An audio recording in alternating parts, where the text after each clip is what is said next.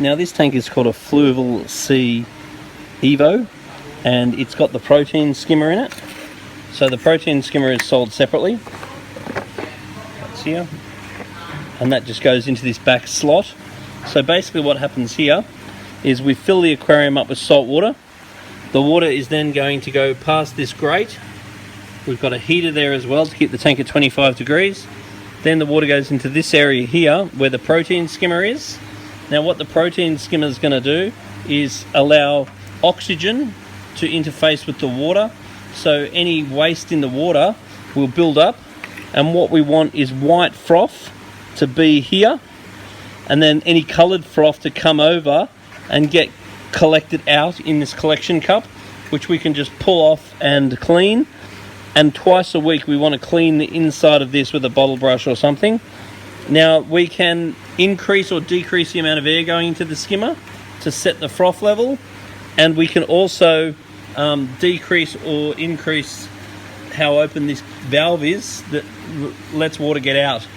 So if we want it to be higher, we close the valve here and make sure this is fully open. If we want the water to be lower because it's going out everywhere, then we open this valve here, and that's going to set where the froth is. And when you first turn it on, you expect it to go nuts anyway. So setting the skimmer is important. The water then goes into the biological media. The biological media must be cleaned in water from the fish tank, never water from the tap. And there's also some carbon in here that after a month we'll throw out and throw some polyfilter in.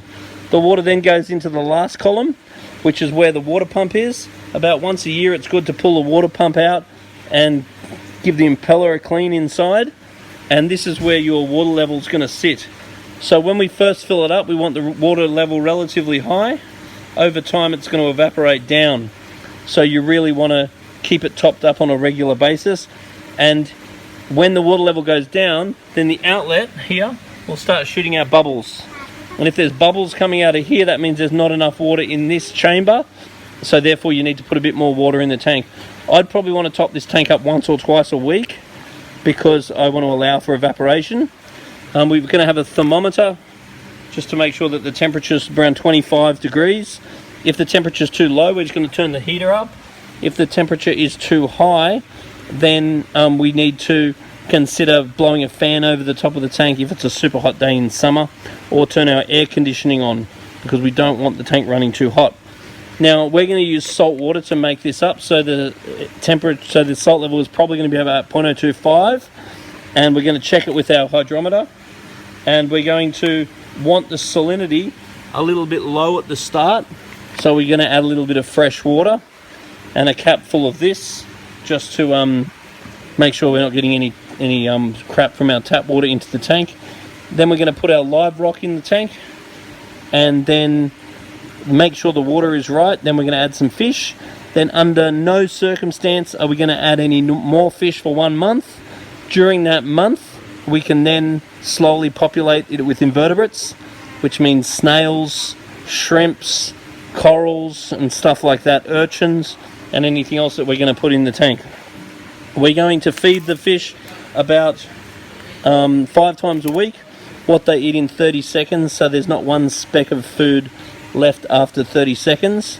And we're going to expect the live rock to change colour a few times when we first introduce it. It will often start off going white, then it will go brown, then it will go green, and then if our water quality is right, we'll get the beautiful pink coralline algae. If the water is not right, then we'll end up getting slime algae. And basically the better quality your water, the better your rock will look. If your rock is not getting the purple algae, that means that your water quality is not so good. If you improve the quality of your water, your rock will improve its look next month.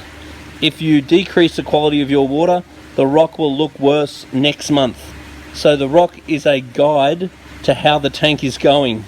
So you improve the quality now and the tank looks better next month.